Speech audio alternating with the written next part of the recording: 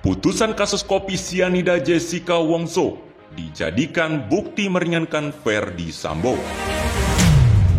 Tapi endingnya malah begini.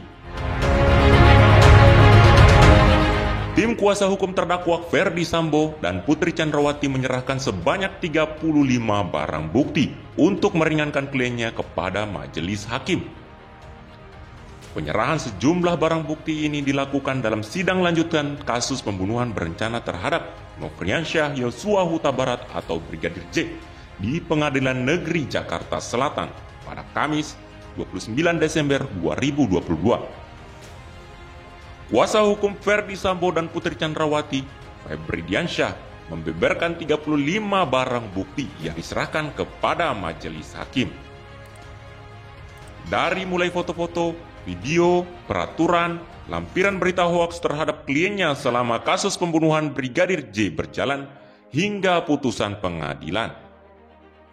Febri Diansyah mengatakan pihaknya melampirkan satu bundel putusan pengadilan terkait dengan kasus pasal 340, 338, dan penerapan pasal 55 KUHP. Ada 4 putusan pengadilan yang dilampirkan pihak Ferdy Sambo. Salah satunya putusan pengadilan terkait kasus kopi sianida yang menjerat Jessica Kumala Wongso. Febri menjelaskan pihaknya melampirkan barang bukti putusan kasus kopi sianida itu untuk menekankan pentingnya motif dalam suatu pembuktian perkara pembunuhan.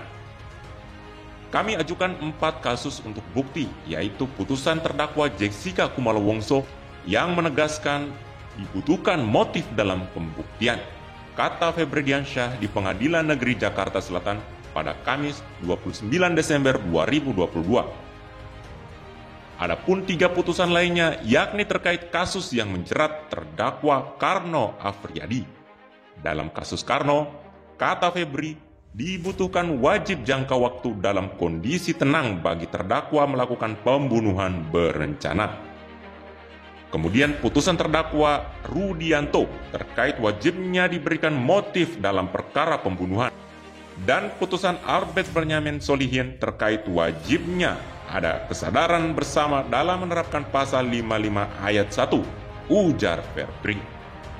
Seperti diketahui, Ferdy Sambo dan Putri Chandrawati didakwa melakukan pembunuhan berencana terhadap Brigadir J bersama Richard Eliezer atau Baradae, Rizky Rizal, dan Kuat Ma'ruf.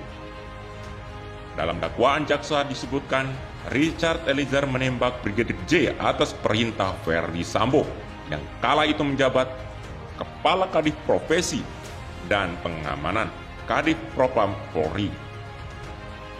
Peristiwa pembunuhan Yosua disebut terjadi lantaran adanya cerita sepihak dari istri Ferdy Sambo, Putri Chandrawati, yang mengaku dilecehkan Yosua di Magelang pada 7 Juli 2022.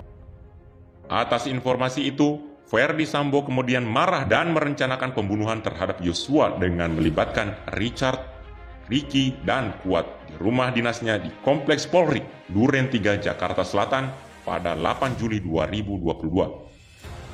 Atas perbuatannya, Ferdy Sambo, Putri Chandrawati, Richard Eliezer, Rizky Rizal, dan Kuat Ma'ruf didakwa melanggar pasal 340 KUHP, subsidiar pasal 338 KUHP, Jo pasal 55 ayat 1 ke 1 KUHP, Jo pasal 56 ke 1 Kitab Undang-Undang Hukum Pidana KUHP. Kelima terdakwa terancam pidana maksimal hukuman mati, penjara seumur hidup atau selama-lamanya 20 tahun. Nah, bagaimana menurut kalian? Mungkin itu saja yang dapat kami sampaikan. Jika ada salah kata mohon dimaafkan, dan nantikan berita terupdate kami selanjutnya hanya di channel Up Info.